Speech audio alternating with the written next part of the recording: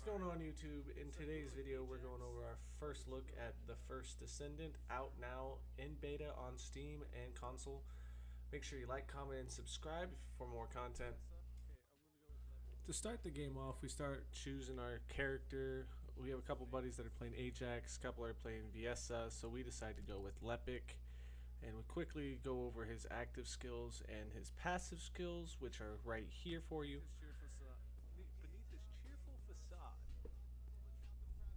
Close Call seems a little overpowered when you look at it. It gets a little confusing though. The audio in this game has been said to be awfully loud, so I turned it all the way down and it kind of killed the entire audio, so we fix it later on in the video. So this part is a little quiet. And off rip, just watching these cinematic scenes, the artistry and the detail put into the design along with the colors really bring me a Halo and a Destiny vibe. I don't know if any other viewers or players feel that, but that's just kind of what I'm getting here with a lot of the aesthetic.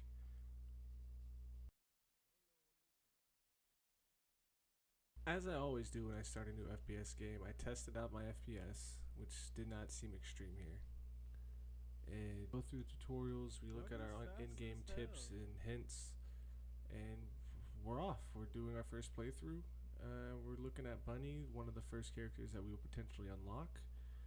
And she's kind of her own thing. She does what she wants. She has her own free soul. Pop everywhere else, bitch. We push through. We find our first sets of soldiers. Not very strong. Not very strong at all. We blow through them. We quickly push through the tunnels. We caught up with Bunny. And this is our second cinematic scene, and we are about to learn why we're here.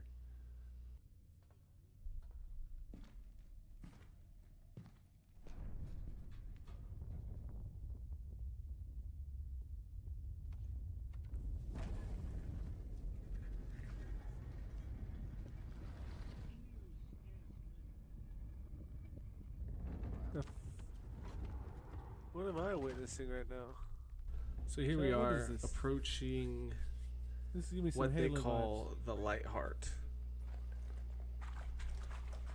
And they believe that this thing is supposed to end the war with the Vulgus. Oh my gosh. I'm not quite sure how I feel about that, because they say 3 of them will end the war. I feel like that's just a mass disaster waiting to happen. But our protagonist has other plans in mind currently, and something is drawing him to this device, whether that be an entity or a spirit or maybe just compulsion. When it says We are unsure what's causing him. 3 of these to used do what is together can happening end the war, right that's now. kind of terrifying because it's pretty broad and vague.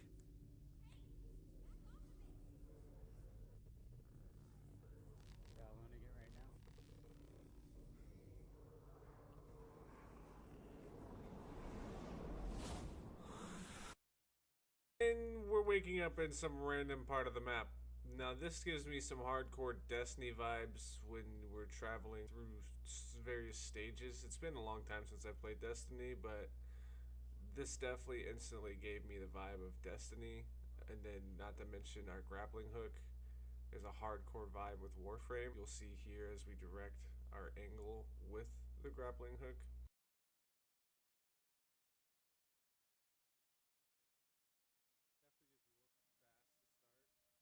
So we're entering our third cutscene of the introduction here, and at this point I'm clueless as to where the story is currently taking us, but we're taking it as it goes.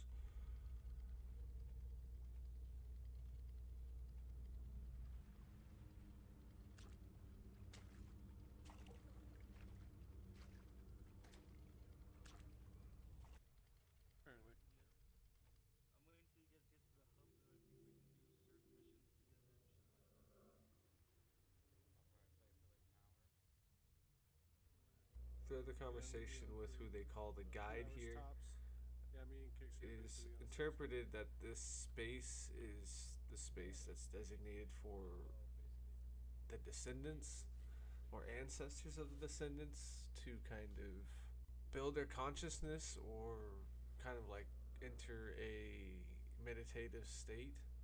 Okay, you must follow the will of the ancestors. Accept your calling, descendant. So what I'm gathering here is that there's more or less a predetermined path for our protagonist set forth by our predecessors. As stated before, the enemies are named the Vulgus, and it seems like they kind of just listen to one person at the moment. The way they just suck down the Ironheart? Wow.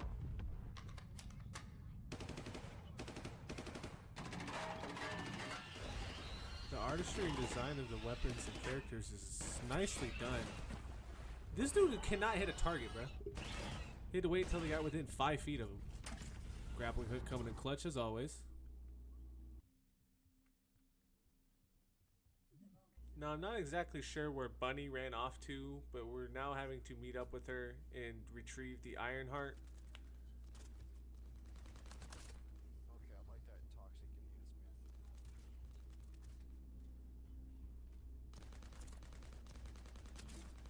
Take out some more enemies, clear out the path.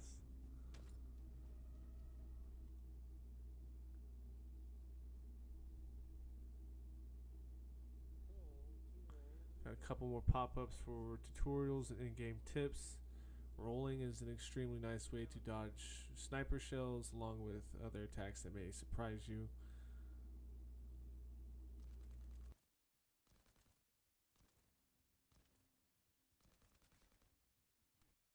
And here we have an in-game look at our new abilities: traction grenade, regular grenade, and overkill.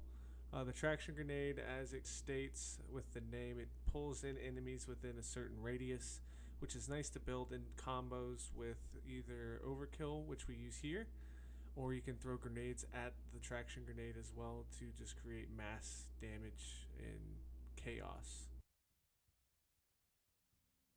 We finally push through all of the Vulgus, and we finally get to meet up with Bunny. We'll go head up these stairs and see where we go from here. Another cinematic scene. Ooh, looks like we got a little action going on outside. Those ships look pretty cool. Kind of Destiny Star Wars build. What's going on? Look, I'm getting tired. Big Dabadooski, yes sir. Uh-oh. Bunny is in some serious danger. Homie looks vicious.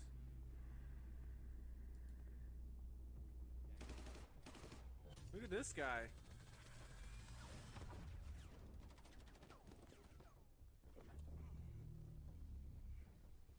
It's like a Jedi, bro. Oh my god. Man's punched me in the next week. What the heck? Oh my goodness. Oh. Is he gonna rip her head off?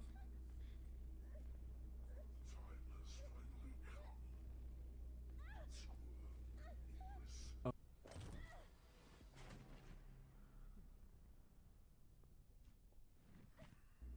Just chucks her to the side like a bag of potatoes, bro. Fuck.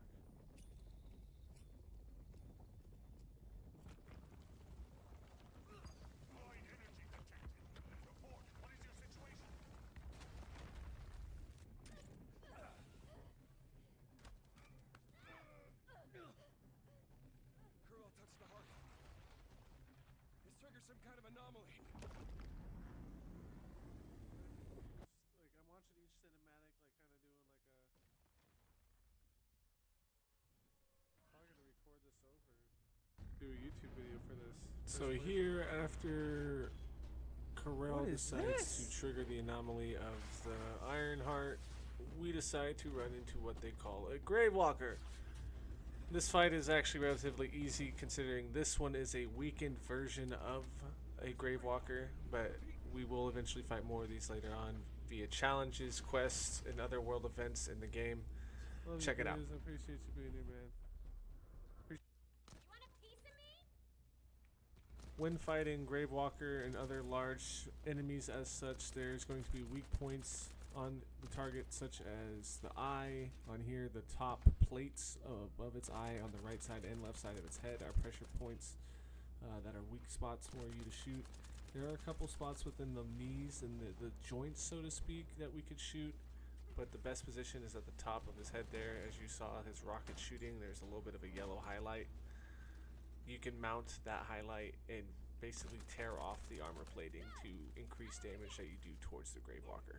So we just about have our Gravewalker defeated here. As we finish up our first Gravewalker kill, we go through our next cinematic scene and prep ourselves to go and show off the cool details of the game, such as modifications and weapon upgrades and research projects, and how to unlock other characters within the game and how many other characters there are.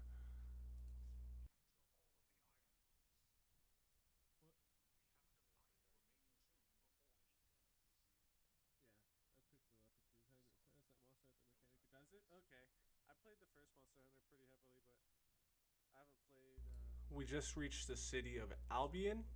Here we'll meet Alpha and several other NPCs that are important to the story and beneficial to your journey throughout First Descendant. Currently, this is the Prime Hands. This is where you go to do mastery rank ups and just make your overall Descendant stronger, much like Warframe, and allowing you to modify more and add more character attributes. And we'll get to the weapon attributes here shortly.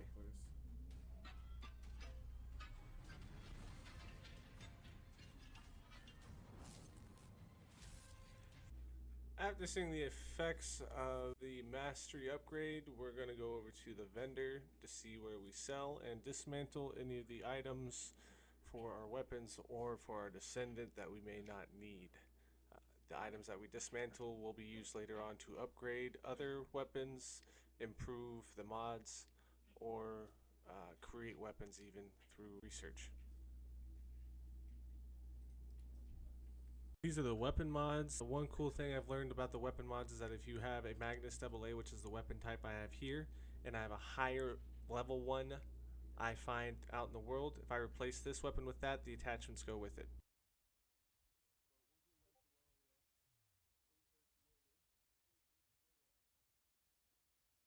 Here we have the personal components for each Descendant that we can upgrade and add to. Currently, I don't have a processor on my Descendant, but we add one here as we have a brand new processor that we found in the inventory. But we go through each one of them to find which one would fit our Descendant the best in terms of what we're using. Currently, we are using a toxic build, that's why we have that reactor, but we do change it up, I believe, into a fire build here. Chill is also pretty nice. So we quickly go through our personal components, the reactor, the auxiliary power, the sensor, our memory core, and the processor. Once we go through these, we then check out the other Descendants throughout the game that are currently out. There's 11 in total, I believe, but with plans to add more. Here are these individuals as well. Check them out. I don't know about y'all, but I'm seriously enjoying the artistry of all of these Descendants. My favorite one so far out of all of these is Sharon. I definitely plan on checking out what her abilities are during the beta. I suggested Blair to one of my homies, and I obviously have really enjoyed Lepig so far with me playing him and doing the first playthrough with him. I would say definitely branch out, check out all of the Descendants, don't just stick to one. But this has been a blast to play so far. Right now we're getting into the research project so we can buy the resource materials to research other Descendants so we can play as them, use their abilities, kind of create a different mesh of characters with our friends and other online characters. And then here we have the shop. For those, you can use credits or gold. It's really dependent on what the material is that you're purchasing as well.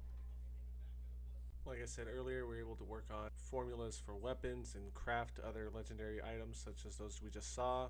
Here at the Descendant materials to allow us to advance towards other Descendants to use. All in all, I would say that so far this beta has been an outstanding playthrough. I would highly recommend it. Go check it out on Steam or on console. I know that my buddies on Xbox are playing it pretty heavily with us as well. Thank you guys for checking out the video. Make sure to like, comment, and subscribe. If you have played the beta already, let me know who your favorite Descendant is down below in the comments.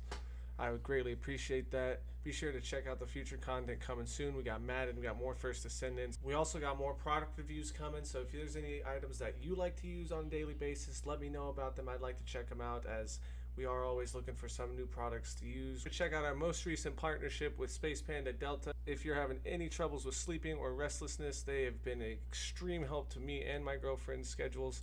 She's able to sleep through the night again. I'm able to stop running around the house all anxious and nervous like with all the content we're trying to push out. So they've been an extreme help. So be sure to check out their website at spacepandadelta.com and use Hempidemic for 30% off for the next 30 days.